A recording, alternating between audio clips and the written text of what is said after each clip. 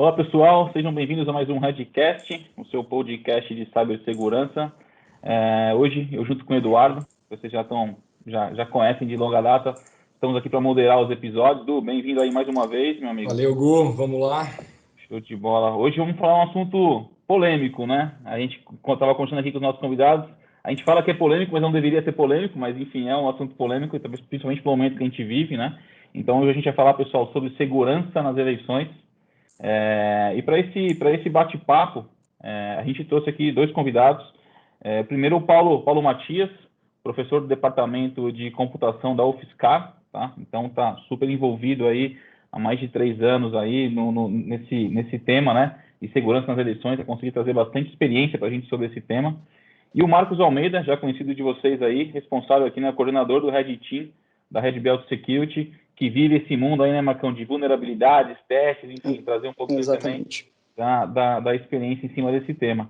Antes da gente poder abrir aqui e sempre contextualizar um pouquinho, eu queria abrir aqui para o Paulo e para o Marcos se apresentarem. Paulo, se você puder começar se apresentando para quem está ouvindo a gente aí, para contextualizar um pouquinho. Bom, pessoal, prazer participar aqui do podcast com vocês. A minha área de formação é relacionada com sistemas embarcados, tá? Eu sou físico de formação, fiz doutorado com projeto de sistemas embarcados para controlar experimento científico, mas eu sempre tive aí como hobby a parte de segurança, né? Então, desde, sei lá, início dos anos 2000, lá eu tenho como hobby essa questão de segurança e depois acabei trazendo como parte da minha área de pesquisa também. Aí, há alguns anos eu já venho participando junto com uma equipe de competições de Capture the Flag. Então, eu faço parte do ELT, que é uma equipe interinstitucional, tá? Então, a gente tem alguns alunos da UFSCar junto com a gente lá, mas tem também pessoas de outras universidades, tem pessoal da Universidade Federal de Campina Grande, tem pessoal da UFRJ, tem pessoal do ITA, e temos também pessoas que trabalham aí no mercado, né? Temos pessoal do Itaú, tá? De outras empresas aí, e a gente se reúne e participa dessas competições. Legal. E lá em 2017, a gente ficou sabendo desse edital dos testes públicos de segurança do TSE, e nós conversamos com o Diego Aranha, que na época era professor da Unicamp, agora ele está dando aula na Dinamarca, né? E a gente já tinha um certo contato com ele, às vezes a gente convidava ele para participar de alguma competição junto com a gente na parte de criptografia, etc. E ele topou participar com a gente dos testes de segurança de 2017. Já tinha participado de uma edição antes, né? Ele tinha decidido não participar de novo porque tinha restrições de NDA, etc., mas como essas restrições foram afrouxadas, ele topou participar com a gente. A gente foi lá e participou desses testes em 2017. E foi uma experiência bastante interessante. A gente conseguiu encontrar vulnerabilidades bastante críticas na urna, a tempo delas serem corrigidas antes da eleição. Segura aí que a gente vai puxar esses pontos para você poder trazer um pouquinho, acho que, essa experiência. Desculpa te cortar, mas só para a gente conseguir puxar aqui, tem muito ponto que acho que você vai conseguir trazer aí, né, Edu? Muita experiência para a gente, justamente desse ponto que você comentou de 17 e principalmente o que você viu que mudou de lá para cá, enfim, a gente vai puxar isso daí. Então, a galera já viu aí que tem bastante informação aí. Para dar aquela pimentada, né? Bacana. Marquinhos, fala um pouquinho sobre você também.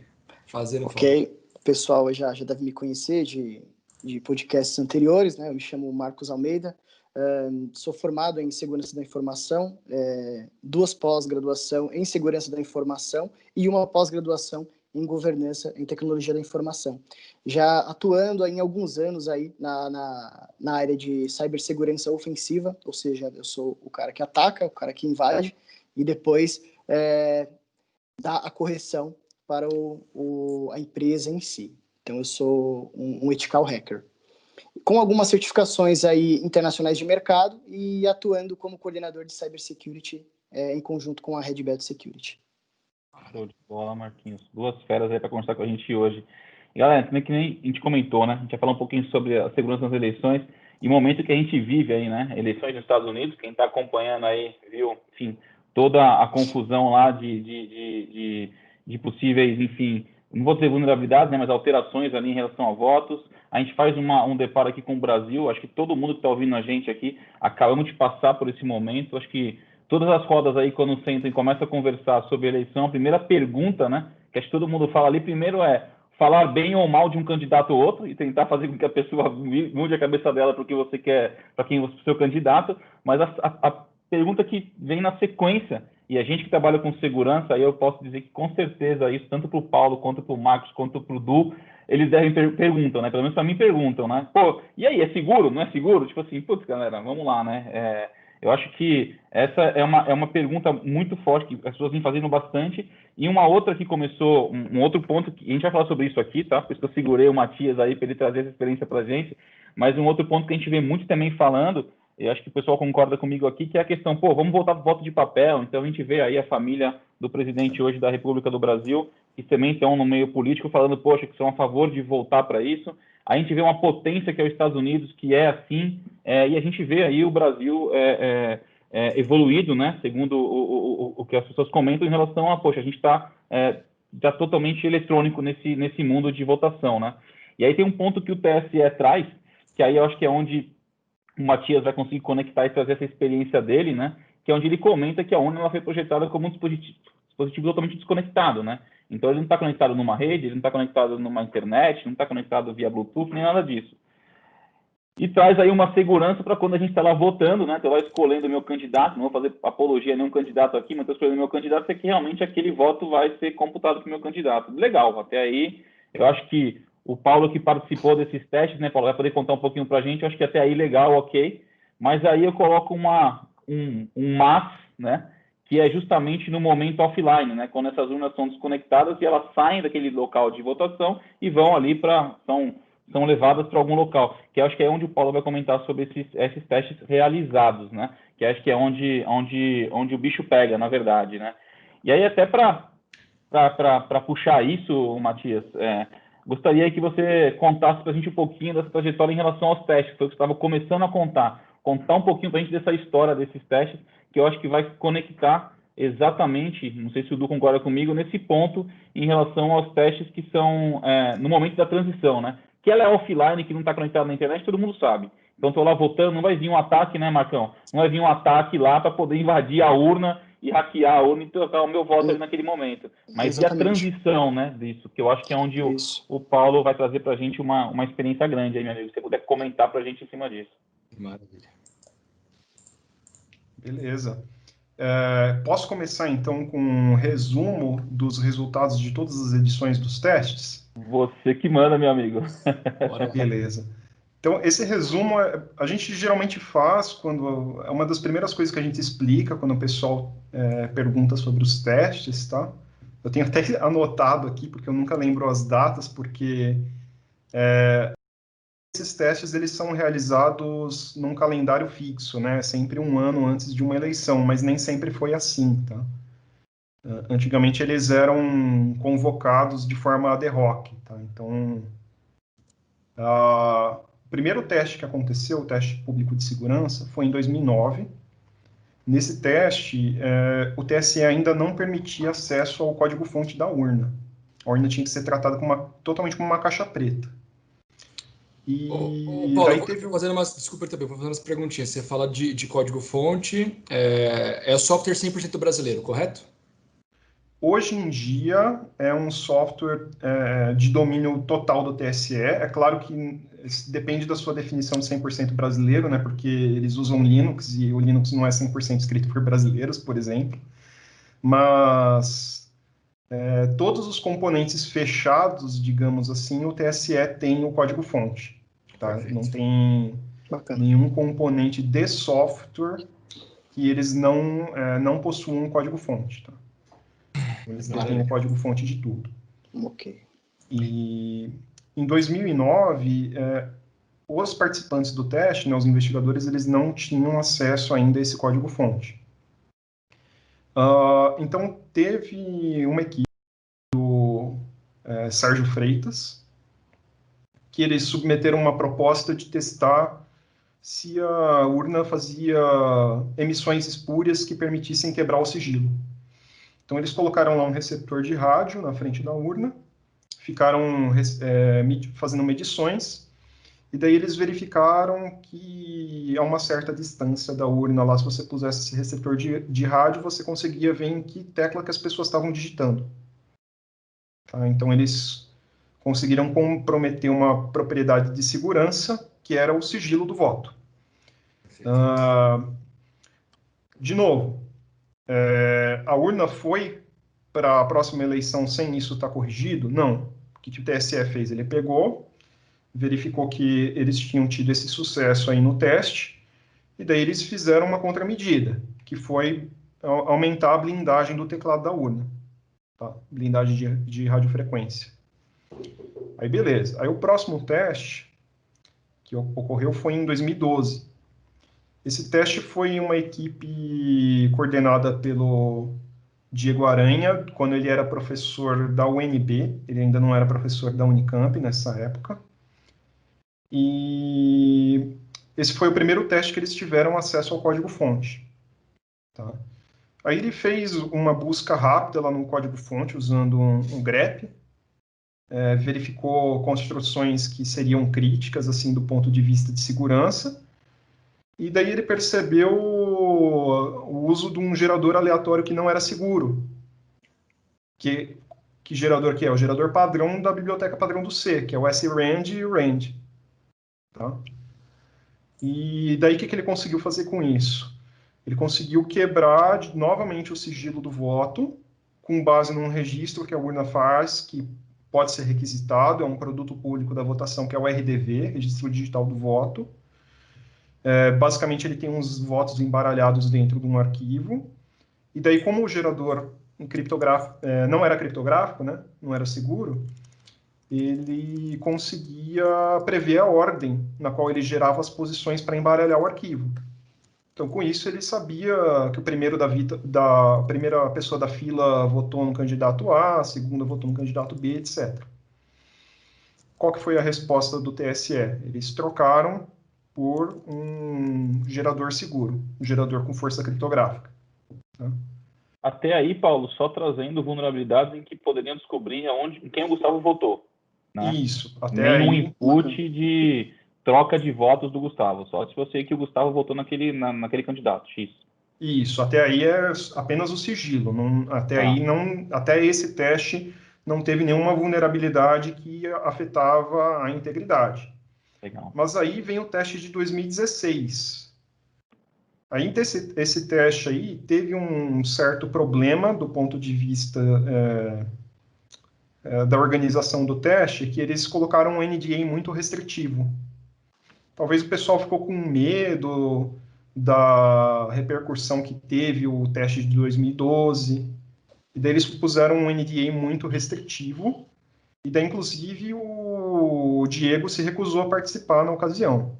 E quando você fala de restritivo, Paulo, você consegue dar uns exemplos do que foi imposto ali? O NDA ele não definia uma data de expiração, basicamente isso. Então, dependia do TSE liberar para o investigador poder falar sobre o assunto. Ou seja, se fosse você lá fazendo o teste e descobrisse uma falha super crítica, você não poderia sair daí comentando, certo? Só se o TSE permitisse, possivelmente após a correção dessa falha. Exatamente. Legal. E ali vocês tinham, por exemplo, também uma restrição por parte de escopo também, por exemplo, uma redução de escopo, um escopo pré-definido para a realização, por exemplo, de teste, análise do código-fonte em si, da urna. Escopo restrito existe até hoje, tá? Então, certo. Tem componentes, por exemplo, biometria, que a gente não tem acesso. A gente não consegue olhar o código-fonte dele, não consegue testar nada relacionado a esse componente. Bacana. Posso voltar para... Algumas caixinhas pretas aí, então. Exatamente. Eu Tem volto aí bastante pra linha do coisa, tempo. tem bastante coisa a ser descoberta ainda, né, Paulo? Exatamente. Posso voltar para a cronologia? Por Opa, manda favor. bala. Beleza. Então, aí, em 2016, a mesma equipe do Sérgio Freitas, que participou em 2009, teve aquele resultado com o receptor de rádio, encontrou uma vulnerabilidade num sistema que eles chamam de sistema de apuração. O que é o sistema de apuração? Quando uma urna tem uma falha catastrófica, que eles não conseguem tirar a memória flash dela e colocar em outra urna, tá? Corrompeu, por exemplo. O que eles fazem? A urna imprime uma parcial dos votos que ela computou até aquele momento, e daí você consegue inicializar uma outra urna e partir desse ponto manualmente, né? Você entra com os números e começa a contagem a partir daquele ponto. Qual que é o problema? Como que você vai provar que a urna falhou catastroficamente de forma natural, né? Você pode ter ido lá e destruído a urna propositalmente. E você não pode simplesmente deixar a pessoa colocar número lá, porque senão ela escolhe quantos votos ela quiser para cada candidato. Então ela tinha um dígito de verificação, uma espécie de um dígito de verificação, não era um dígito só, tá? Era mais de um número. Mas não era um cálculo criptográfico.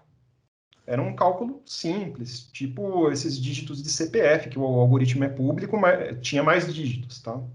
Só fazendo um paralelo. Mas não era criptográfico. Então, a equipe do Sérgio percebeu isso, e daí eles fizeram uma demonstração de cálculo desse código de verificação, para eles poderem, nesse caso de contingência, entrar com quantos votos eles quisessem na urna de contingência. Tá? Então, esse foi o primeiro ataque que a gente considera como um ataque à integridade, de você conseguir tirar votos de um candidato e mandar para outro, mas não era um ataque escalável, porque, obviamente, se você pegasse um monte de urna e quebrasse a força, alguém ia perceber. Tá? E, novamente, foi corrigido antes do próximo processo eleitoral. Né? A Justiça Eleitoral colocou um código de verificação criptográfico para substituir o que era utilizado antes. Aí em 2017 teve o teste que eu participei junto com a nossa equipe lá do ELT. Tá? Então, além de mim, tinha o Aranha, tinha o Pedro Barbosa, tinha o Thiago Cardoso e tinha o Caio Luders. Tá? Da nossa equipe, todos integrantes do ELT. Nossa equipe de CTF, né? Que falha que a gente encontrou? Na mídia, no disco da urna, eles fazem duas coisas com os faziam, pelo menos, duas coisas com os arquivos desse disco. Eles cifravam, para, se você pegar uma medida na rua, você tem uma certa dificuldade de conseguir entender o que tem dentro dela.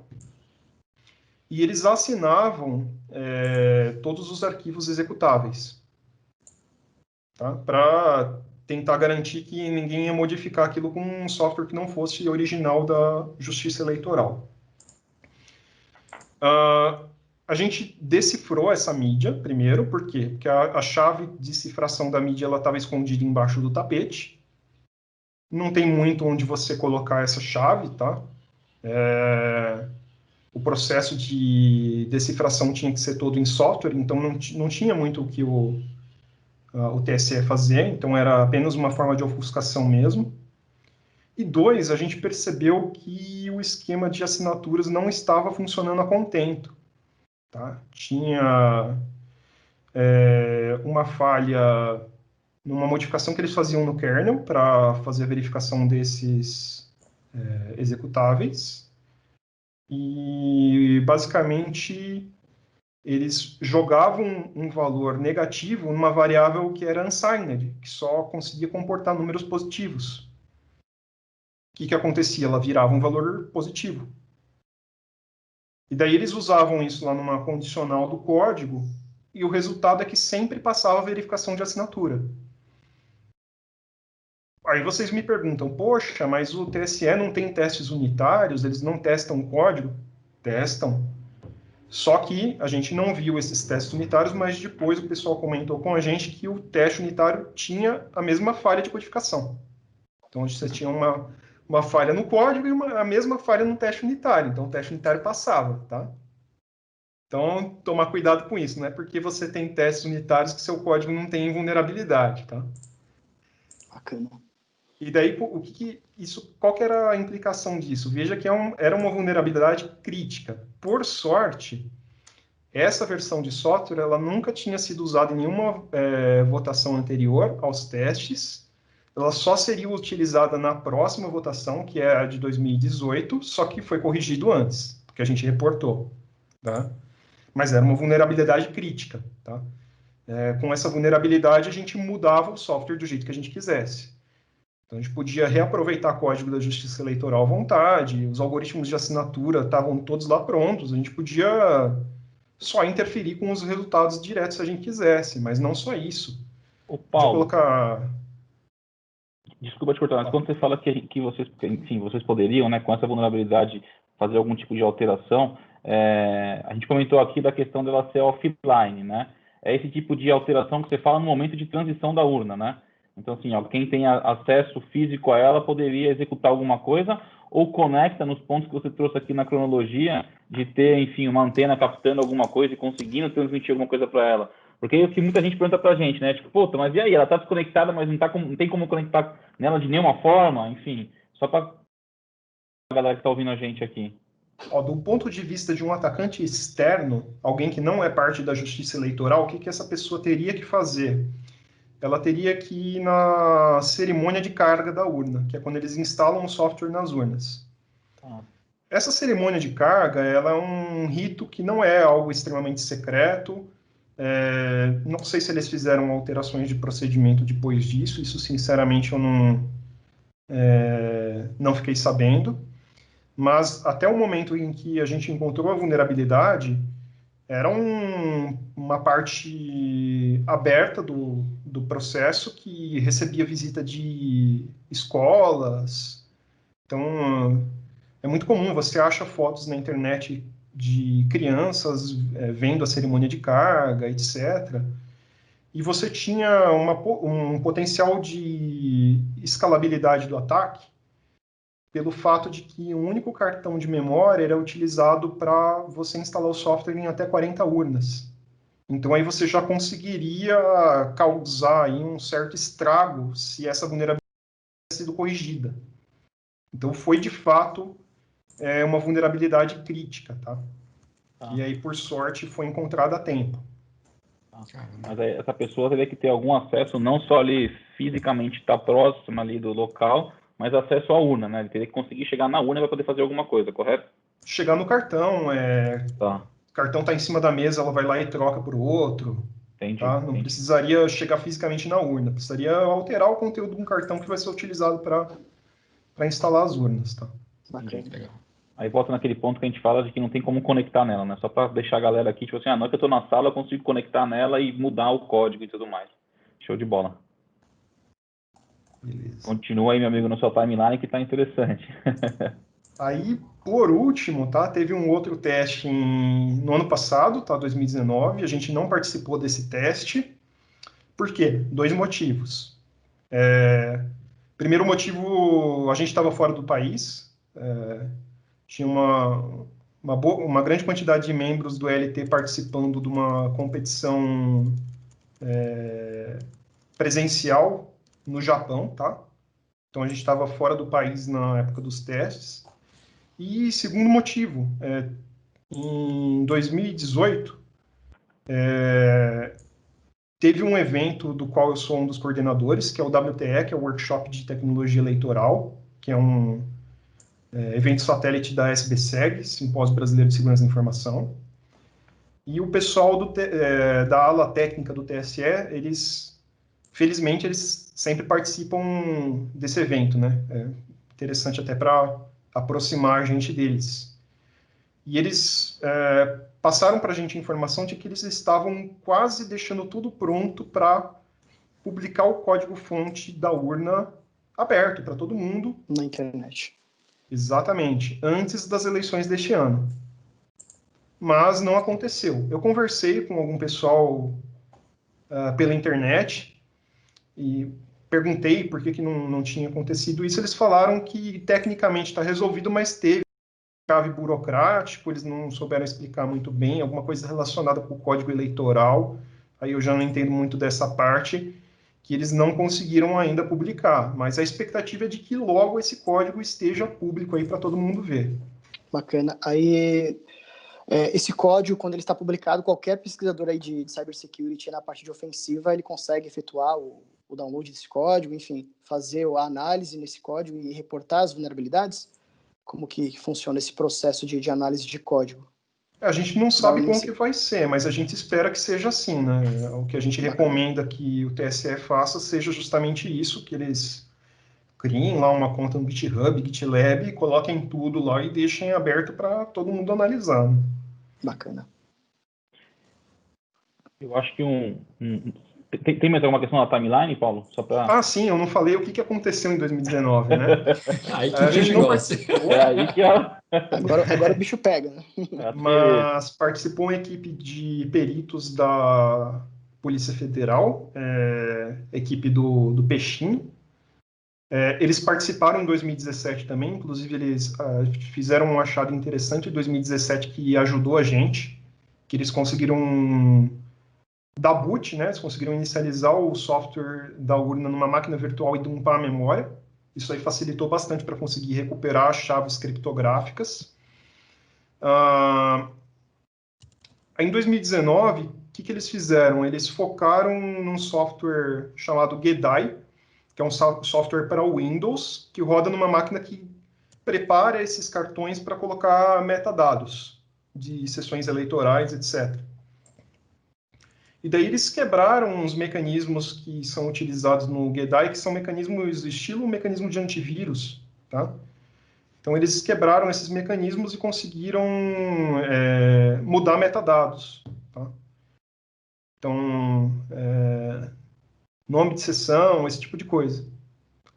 Não era nome de sessão, eu não lembro exatamente o que eles mudaram, mas eram metadados da votação. Tá? Tá. Mas também nunca atrelado a questão da alteração de voto, né? Só para deixar claro para a galera aí. Dessa vez não. Tá? Tá. Em 2017 sim, mas foi corrigido, tá? Foi corrigido, agradeçam que foi corrigido. Esse até um ponto que eu ia te perguntar, né? A gente, enfim, os testes, a ideia dos testes não é para a gente poder ficar falando que teve invalidar alguma votação, né? É justamente para que a gente reporte aquilo para que aquilo seja resolvido, né? Acho que esse é o intuito dos testes, né? Ninguém fica batendo, porque foi o que você comentou, né? Na hora que vocês reportam, a urna ela só vai lá para, enfim, para as localidades de votação com essas vulnerabilidades corrigidas. Isso é uma verdade ou não? Sim, tá? A gente teve um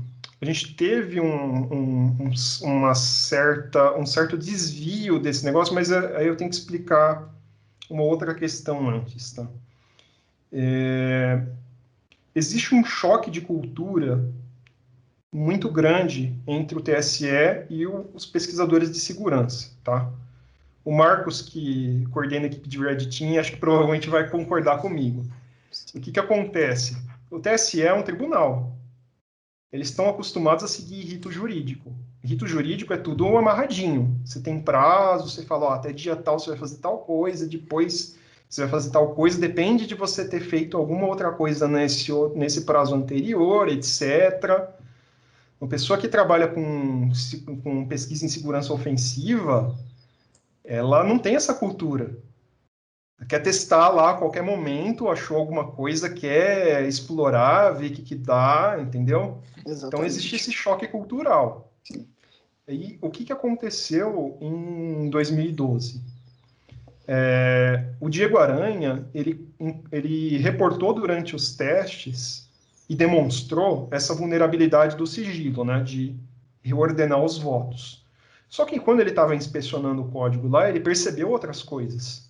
O que ele fez? Ele fez um relatório completo depois do TPS, um relatório mais completo do que os achados que ele tinha demonstrado e publicou.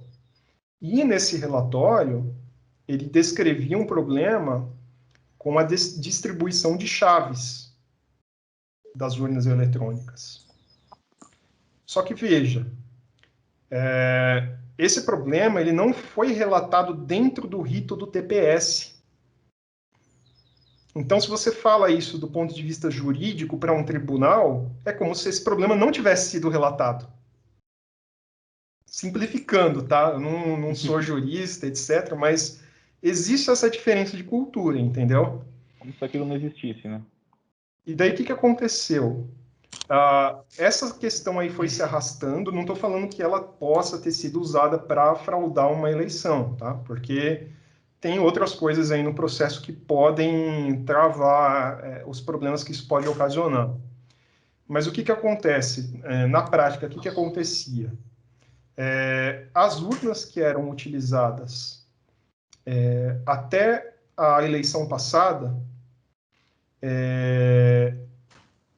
não todas as urnas, tá? Mas algumas urnas, elas não tinham um dispositivo que a Justiça Eleitoral chama de MSD, Master Security Device, que é basicamente um módulo de segurança em hardware, tá?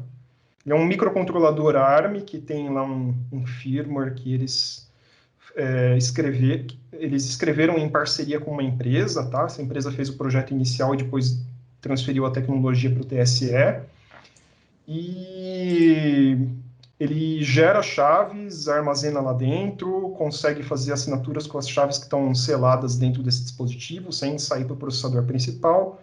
Basicamente, o que um módulo de segurança em hardware faz.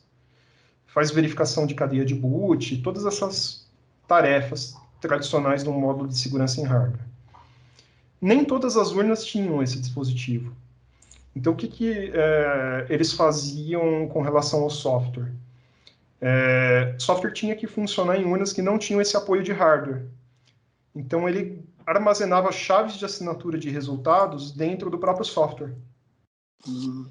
Como as chaves de cifração não tinham onde você colocar, elas tinham que ficar embaixo do tapete. Então, em última instância, se você vazar esse código, se você encontrar um desses cartões de instalação ou conseguir roubar uma urna e ver a memória flash que tem dentro dela, você conseguiria chegar na chave de assinatura.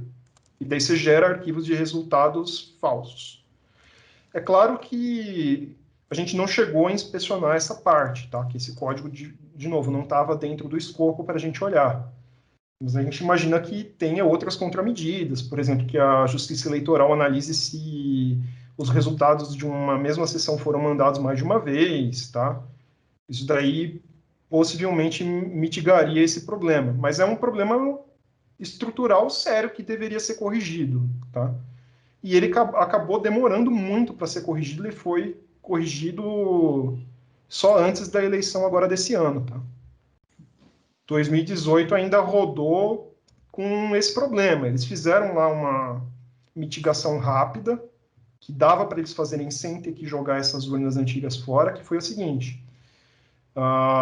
Eles pegaram um conteúdo da memória flash que armazena BIOS da urna e usaram isso aí para gerar uma espécie de um hash, não era bem um hash, tá? Mas como se fosse. E isso daí foi usado para gerar a chave para decifrar o disco. Ou seja, não dependia de dados, só de dados que estavam no disco, dependia de dados que estavam na flash da BIOS da urna. Então, aí, o que essa mitigação fazia? Não bastava você ter a mídia usada para a instalação da urna, você tinha que roubar uma urna inteira se você quisesse. Né? Você vai lá, pega uma urna inteira, leva para casa para você conseguir analisar o que tem nela. Para quem, fazendo um jabá aqui, né, Du? Para quem usa o RIS aí, o Marcão conhece bem, seria ali a parte de riscos, compra esse risco, né? Estaria lá tipo, não vou corrigir isso agora. Isso, exatamente. Aí eles acabam comprando, sim, eles acabam comprando o risco e, consequentemente, a urna vai estar vulnerável, né? Vai continuar vulnerável ainda a ataques. Exatamente. Um ponto que eu queria trazer aqui, acho que você passou bastante aí, Paulo, em relação às vulnerabilidades encontradas, né? Passou uma timeline para a galera que está ouvindo a gente. Eu acho que conseguiu tirar bastante dúvida. Muita gente pergunta, e aí, é seguro ou não é seguro? Enfim, pelo que você contou aqui, eu entendo que existem sim vulnerabilidades, mas essas vulnerabilidades, eles correm para corrigir essas vulnerabilidades antes das eleições. Obviamente tem esse exemplo que você comentou, né, que teve um gap aí, né, teve esse risco assumido, mas enfim, foi o que você comentou, tinha outros métodos de poder validar se sei lá, se o voto do Gustavo viesse 2 vezes, então acho que eles mitigaram isso com certeza. Acho que você passou bastante para a questão de vulnerabilidade. Na sua visão, o TSE, ele vem como posso dizer aí, ele vem facilitando esses processos ao longo do tempo, visando aí uma ajuda para que a gente esteja cada vez mais seguro, com uma metodologia de votos, tudo mais seguro, ou cada vez mais ao contrário, que você comentou do NDA na sua linha do tempo, eles vêm cada vez mais fechando cada vez mais a porta para que não deixe com que pessoas venham aqui dar opinião em cima desse sistema eleitoral, meu amigo. Qual é a sua opinião em cima disso? Então, olhando aí para a linha do tempo, a gente percebe que teve um maior fechamento após esse teste de 2012, né?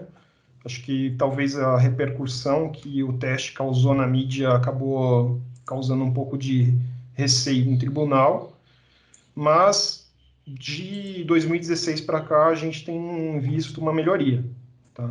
Então, teve esse relaxamento da NDA em 2017. Em 2019, a gente não participou, mas a gente ficou sabendo que eles deram mais tempo para fazer os testes, e antes o tempo era extremamente restrito, tá? Eram 4 dias para fazer os testes, a gente tinha que ficar lá só no horário comercial.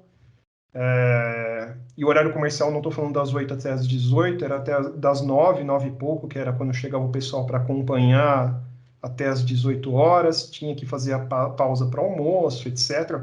Hacker não gosta de trabalhar nessas condições, né? O hacker gosta de pegar o problema e ficar 24 horas até resolver, né?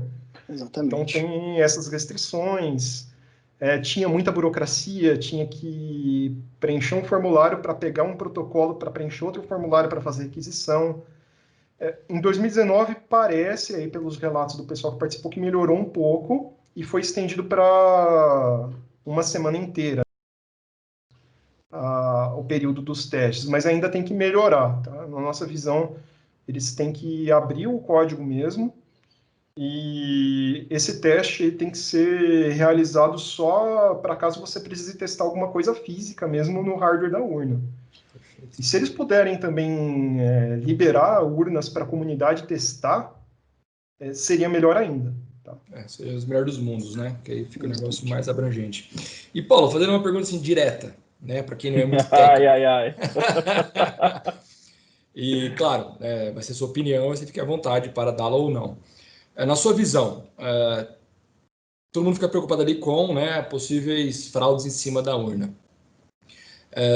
Você tem toda a retirada da urna, acompanhamento, Polícia Federal e daí em diante. Hoje você acredita que existem mecanismos que possam fraudá-las? Ou está cada vez mais difícil? Impossível, a gente sabe que, né, não existe. Mas, assim, qual que é a sua visão sobre o assunto, assim, se alguém leigo perguntasse para você? A minha visão cada vez mais é que essa é a pergunta errada, tá? Qual que é o problema?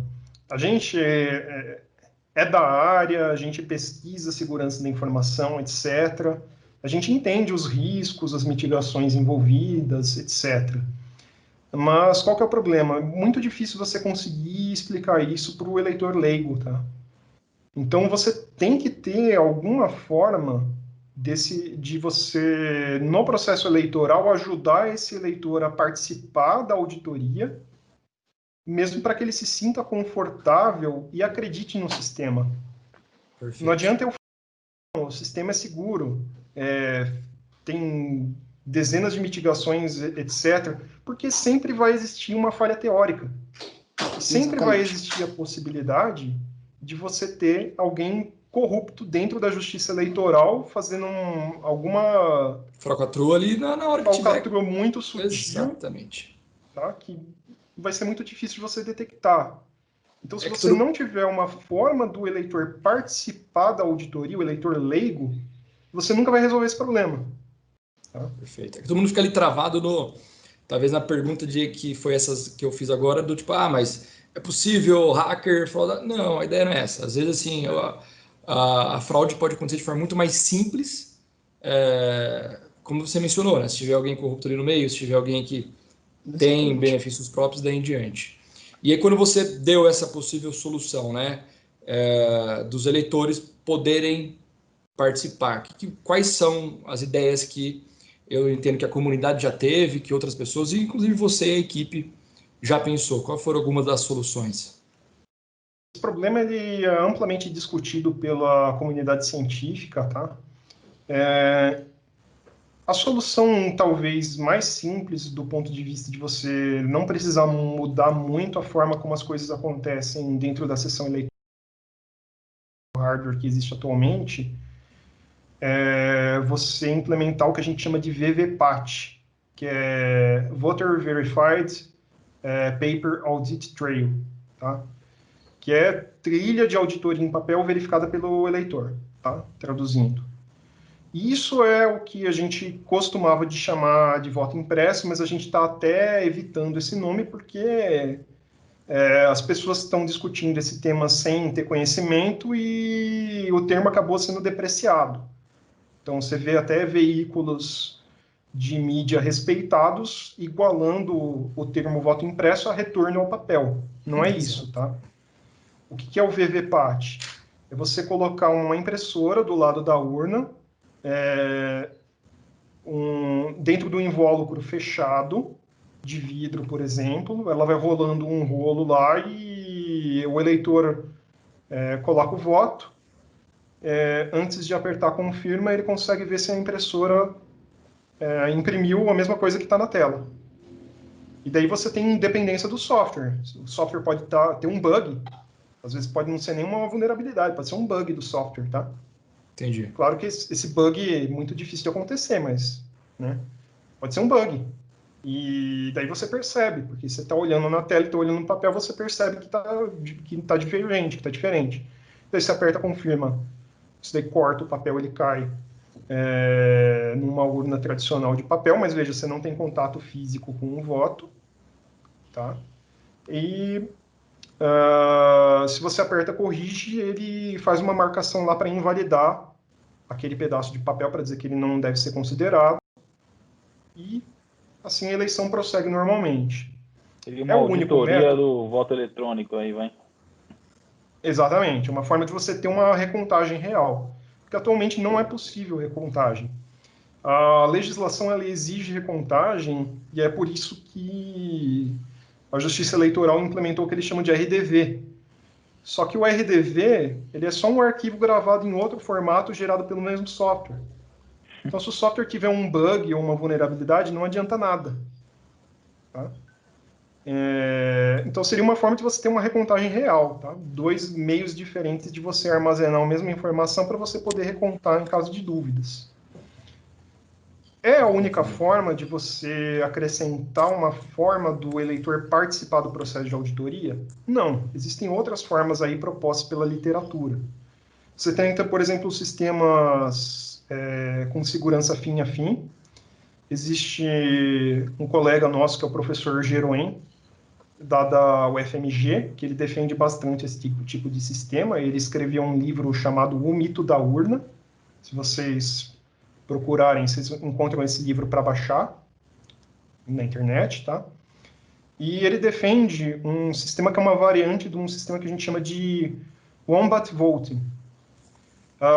Como que ele funciona? Você recebe um código de rastreamento. A gente, na literatura, não chama isso de recibo, porque convencionou-se chamar de recibo algo que permita você comprovar em quem você votou. Isso não pode ser feito, porque senão você viola o sigilo, tá? Então, a gente chama de código de rastreamento porque ele não permite você dizer que você votou no candidato X, mas ele permite você ter certeza, uma certeza matemática, tá, criptográfica, de que o voto que você depositou está incluso na totalização. Isso é o que a gente chama de sistema com verificação fim a fim. Qual que é o problema? exige diversas mudanças na sessão eleitoral. Então, você teria que jogar fora o hardware que a gente tem hoje, mudar tudo e treinar de novo o eleitor.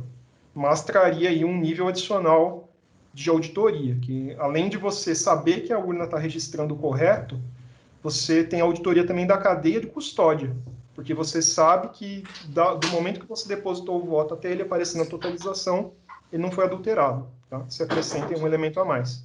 Mas traz aí uma complexidade gigantesca, né? Que é treinar todo mundo, enfim, a gente sabe o caos que foi mudar do papel pro digital. Mas, enfim, são ideias realmente boas aí. Paulo, que nem eu comentei lá no começo, né? A gente começa a conversar aqui, o papo vai, o assunto vai, até para a gente não estourar muito tempo.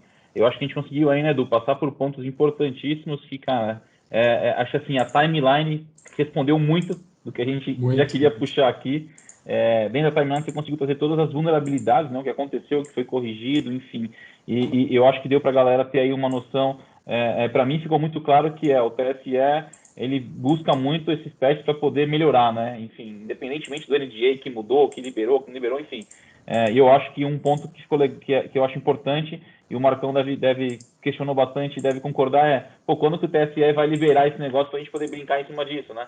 A gente fala muito aí dos hackers que não são éticos, que se conversam muito para fazer um ataque, vamos juntar esse time que a gente tem, globalmente falando, que tem uma inteligência, eu vou falar de Brasil mesmo, tem uma inteligência gigantesca para poder trabalhar em deixar esse código cada vez mais seguro. Então, eu acho que, espero que não esteja longe, né, Marcão, da gente poder brincar com esse código. Exatamente. A gama de teste vai ser bem maior, né? E, consequentemente, diversas vulnerabilidades diferentes vão ser encontradas, né? Então, isso é de extrema importância. Até para levar o próprio nível de segurança aí da urna e do código em si. Com certeza.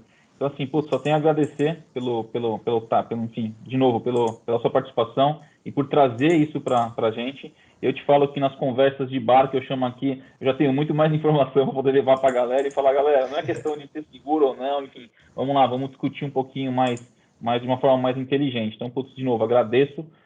Du, não sei se tem alguma consideração, algum ponto aí, meu amigo. Nada, só agradecer aí o Paulo pela aula que deu, Marquinhos, Gustavo, obrigado a todos. Valeu. Agradeço pela oportunidade de participar aí. Show. Paulo, mais uma vez, obrigado. Marcos, valeu aí, meu amigo, mais uma vez. Du, tamo junto. Paulo, quer deixar alguma consideração final, meu amigo, para quem está ouvindo aí nosso podcast? Bom, eu falei que é importante a implementação de alguma forma de registro físico, né? Acho que uma consideração final importante é a gente colocar que isso não vai acontecer da noite para o dia, tá? Então, a gente tem, por exemplo, o caso da Índia. Eles começaram a implementar em eleições reais, né? Com certeza eles já estavam fazendo testes de laboratório antes disso, mas eles começaram a implementar em eleições reais, na prática, em algumas sessões eleitorais, em 2013. E eles terminaram de implementar ano passado. Tá? Então, é um processo demorado. Então, a gente tem algumas pessoas aí que... algumas delas até tentam fazer uso político dessa questão técnica, né? E falam, não, se a próxima eleição não tiver 100% de urnas com registro físico, ela vai ser fraudada. Não é bem assim. Isso tem que ser implementado aos poucos, com teste, para a gente não ter problemas até de logística, tá? Mas o fato isso tem que começar a ser implementado, tá? Não adianta a gente ficar postergando para sempre e não começar nunca a implementar esse tipo de sistema. Isso é importante até para que as pessoas tenham mais confiança no processo. Maravilha, né? O feito é melhor que o perfeito. Então vamos começar. Show de bola, galera. Então obrigado aí mais uma vez pela presença. Finalizamos aqui mais um episódio sobre segurança nas eleições. Agradeço mais uma vez a presença do Paulo Matias e do Marcos de Almeida. Contem com a gente. Du, valeu aí mais uma vez. Acho que a gente vai fazer um conteúdo legal. Contem com a gente aí, pessoal. Vamos para cima. Um abraço. Abraço. Tchau, tchau.